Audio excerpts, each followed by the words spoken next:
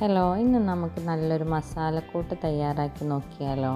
Beef കറി, beef വരട്ട് ഇതിലേക്കൊക്കെ ഇട്ട് കൊടുക്കാൻ പറ്റിയ നല്ലൊരു അടിപൊളി മസാലയാണ്.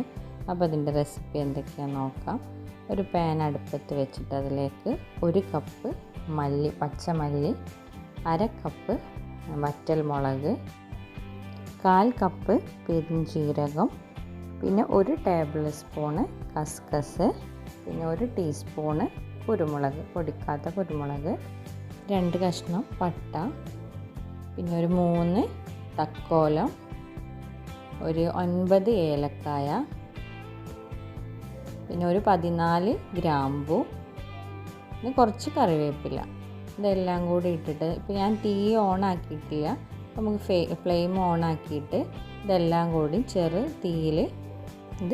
തീയിൽ നമുക്ക് കുറച്ച് നേരം ഇങ്ങനെ ഇളക്കി കൊടുക്കാം. ഒരിക്കലും തീ കൂട്ടി വെച്ചിട്ട് ചെയ്യരുത്, അതിൻ്റെയൊക്കെ ഒരു ടേസ്റ്റ് പോവും. അപ്പോൾ നമ്മളിത് കുറേ നേരം ഇങ്ങനെ ചെറു തീയിലിട്ടിട്ട് നന്നായിട്ട് ഇളക്കിയെടുക്കാം. ഇത് ഏകദേശമൊക്കെ ആയി വരുന്നുണ്ട്.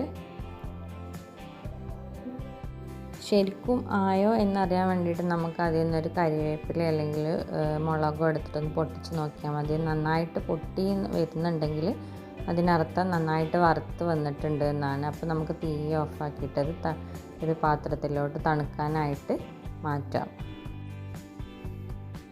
അപ്പോൾ ഇത് ഏകദേശമൊക്കെ തണുത്ത് വന്നിട്ടുണ്ട്. നമുക്ക് ഒരു ജാറിലോട്ട് ഇട്ട് കൊടുത്തിട്ട് നന്നായിട്ട് ഫൈൻ പൗഡറായിട്ട് പൊടിച്ചെടുക്കാം.